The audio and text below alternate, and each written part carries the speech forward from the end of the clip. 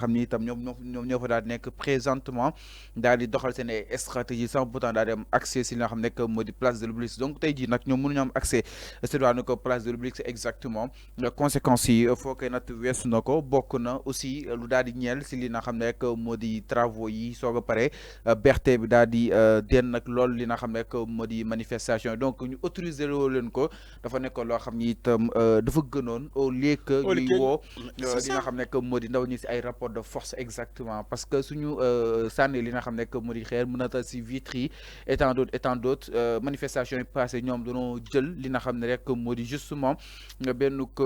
gendarmerie spécialisée justement pour la protection du BRT loolu lépp amoon na lu ko gënoon li ko gënoon mooy dispositif yi ñu wàccee fii enfin un quart yi mën a encadrer li nga xam ne que moo di justement ce rassemblement bi nga xam ni itam woote woon nañ ko ni ki tey ji te itam lii dafay gën a ñëgloo li nga xam ne que moo di askan wi franchement donc mi ngi noonu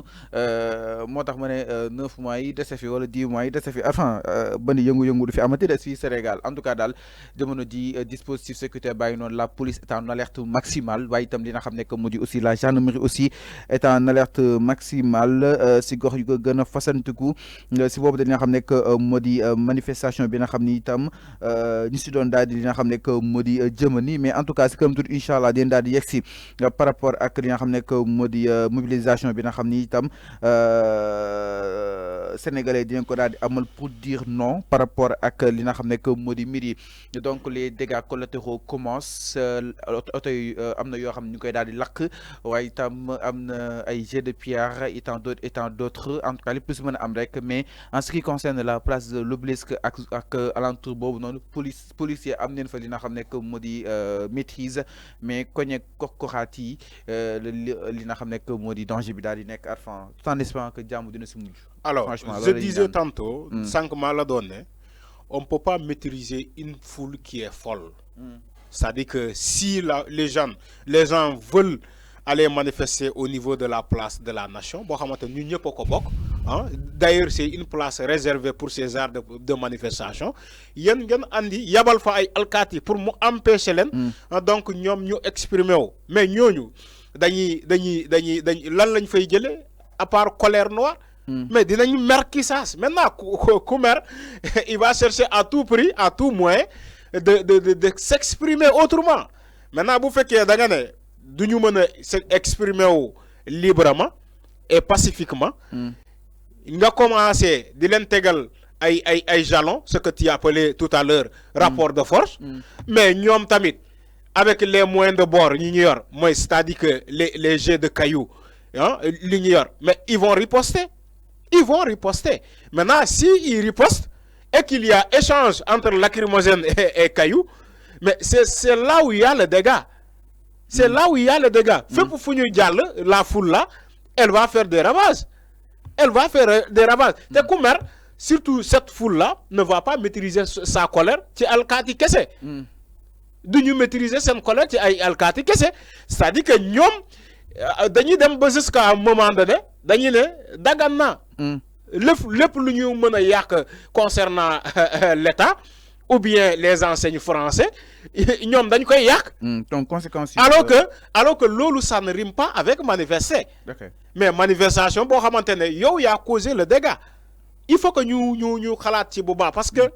chaque jour ñu wax ko. c'est-à-dire que le rapport de force alkaati waroo yabal alkaati yoo xamante ne. benn instruction kese la ñu jot mooy maanaam foule bi bu ñëwee rek ngeen disperser ko. yóbbu sànni leen ay lacrymogène pour ñu tas xam nga yooyu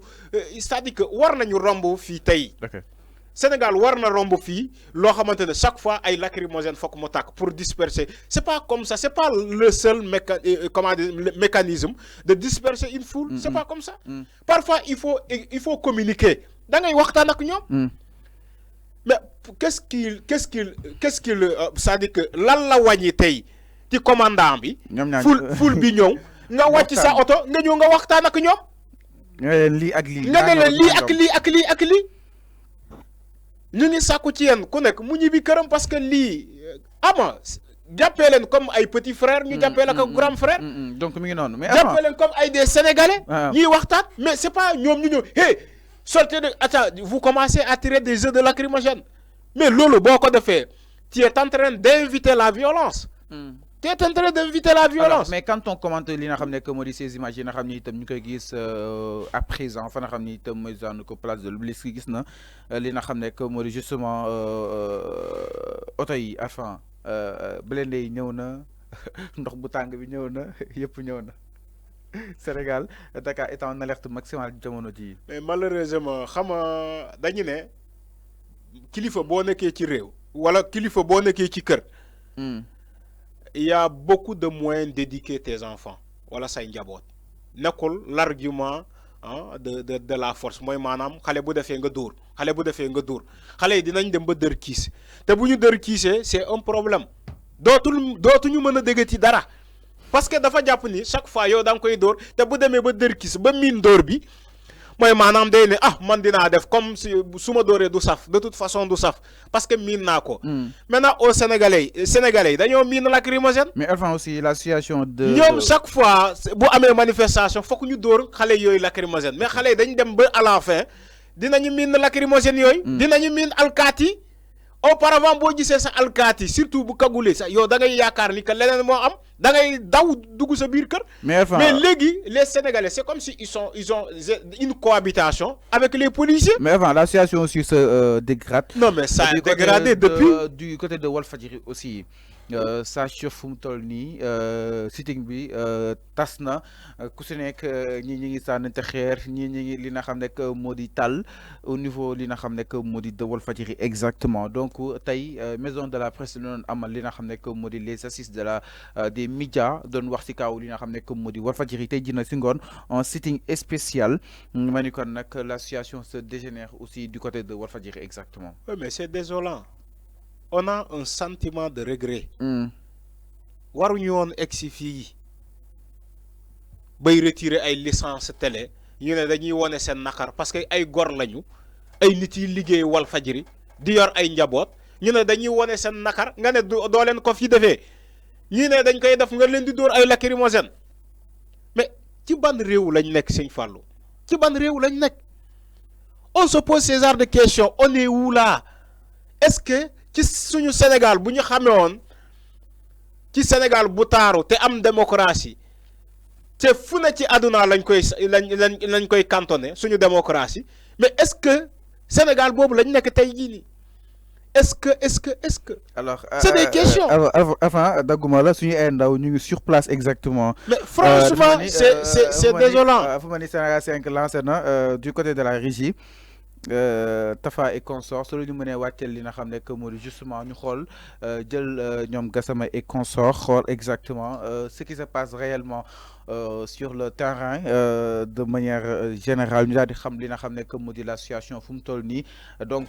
su yembee rek ñu daal ñu koy jox c'est des images en direct fa nga xam ni it mooy genre ko place de l'Obélisque ànd nag li nga xam ne que moo di téléspectateurs yu Sénégal 5 TV ba dara ba leen daal di umpu par rapport ak li nga xam ne que moo di xew tay bi ay image yu désolant la suñuy xool li nga xam ne moo di Walfadjri ñu daal di koy tëj Moussa Bocar Thiam en tant que li nga xam ne moo di le ministre des télécommunications wala daal di war a mën a dem allant dans ce sens daal di réguler li nga xam ne moo di média yi tey muy ñëw di daal di tëj li nga xam ne moo di Walfadjri mu nekk loo xam ne itam doy na waax en tout cas donc les équipes de la régie su yembee rek ñu daal di koy xoolandoo par rapport ak li nga xam ne moo di sur la route waaye itam ni askan wi peut-être tey jii daal di wéyee li nga xam ne moo di woote gi nga xam ne itam woon nañ leen ko fa nga xam ne itam mooy genre ko place de l'Obélisque xool exactement comment la situation se passe là-bas yéen tamit mu ngeen si kanam tuuti incha allah du ñàkk itam peut-être nañ daal tijji ligne bi laataa ñuy dem complètement fa nga xam ne itam mooy genre ko place de l'Obélisque léegi ce sera en direct et en intégralité sur les antennes de Sénégal 5 TV après li nga xam ne moo di cet événement ni leen daal di ñëwaat ànd ak yéen donc mi ngi noonu alors mi ngi noonu donc en route vers justement place de l'Obélisque ma ni kon nag actuellement ñi ngi fa nga xam ne itam mooy genre ko Massalikul Jinaan en tout cas mu nekk aussi tey Arfan tey xubba yeeg xadis yi ak li nga xam ne moo di justement ñaan yi nga xam ne tam imaam yi doon nañ ko daal di ñaan ñu ngi doon daal di ñaawlu quoi qu'on puisse sur le fait que ñu daal di aj li nga xam ne moo di élection yi mu nekk benn coup de gueule bi nga xam ne itam ñoom itam tey exploité nañ ko tey franchement quoi qu'on puisse sur donc ñu ngi noonu di dem fa nga xam ne itam mooy zone place de l'Obélisque alors tey nu tey nag ni tey prêche tey imaam yi ñu si ëpp nañ ne suñu paree dañuy continuer directement fa nga xam ne itam mooy zone place de l'Obélisque sol ay yëre yu weex mooy li nga xam nekk moo di waa aar suñu élection. mais loolu mooy wane encore une fois le mal est profond te nekkul ñoom ni ñu foogee ni que non la demee réellement. Non du noonu c'est-à-dire que toutes les couches dans ce pays sont touchées avec ce report des élections là. C'est-à-dire que c'est la constitution du Sénégal qu'on a agressé. Maintenant quand on agresse la constitution réew, mais il faut s'attendre à ce que les gens ripostent. Te ñi bu ñuy riposter dañuy riposter autrement. Moo tax nga gis tous les syndicats donc la Ligue sénégalaise des droits de l'homme, nga gis Africa Jom Center avec Alioune Tine, nga gis la société civile et beaucoup de mouvements ñuy takku ba dëgër daa di wutali place de la nation daa di manifester ou autrement. C'est-à-dire que loolu pour wane seen nakar xam ni que ils sont pas d'accord de ce report des élections. Donc franchement man damay am tuuti donc dama am un sentiment de désolation parce que jàpp ma ni que ñoom dinañu dem ba egg si fii à ce point parce que gisoon naa quand même muy ñëw mais ni dinañu egg si fii man foogeewu ma ko gis naa ko mu ñëw taxaw naa fi di alerter ne leen li ngeen di seetaan ni un jour vous allez vouloir le stopper mu tëx leen. Quand on a vu le cas de Ousmane Sonko et l'État du Sénégal, les gens bëggu ñu woon ci addu ma ne leen yéen a ngi seetaan seen musiba mus naa ko fi wax. alors xam nga soirée mi ngi Walfadjri mu ngi fay xaaral nii vite fait alors soirée ñu lay nuyu bu baax a baax. alors maa ngi delloo ziar bu baax yaa ngi fa nga xam ni itam mooy zone Walfadjri jamono ji lan moo fa xew. waaw jamono ji sëñ Fallou comme ni ma la ko mën a waxee rek heure bii ñëpp a tasaaroo ndax policiers dañoo bombardé nit ñi ci ay lacrymogènes yi nga xamante ne doy na waar mbooloo bi ku ne dem na ñi jaar nañ gauche ñi jaar droite am na ñi nga xamante ne jotu ñoo mën a dugg ci biir locaux Walfadjri mais am na ñi nga xamante ne ñu mel ni man ñoo ngi ci biir locaux yi ñoo ngi ci biir bërëb bi pour mën a fatt foofu mën a mucc quoi waaye mbir mi nag noo ko mën a jàngatee rek mooy. alors jëlee nañ ci ay gaañu waaye heure bii nii may wax ak yow foog ma wàcc suuf mën a def état des lieux xool bu baax na la situation. alors mais policiers yi seen état lañ leen fekkoon li nga xamante ne mooy sitting bi nga xamante ne moom lañ doon doxal. jamono ji nii affaire yi tas na. alors mais policiers yi balaa ñu ko tas yéen situation ngeen nekkoon exactement da ngeen nekkoon di wax seen ay ras-le-bol balaa policiers yi du ko tas maanaam policiers yi ana si bonne situation leen tasee li nga xam nekk moo di sitting bi.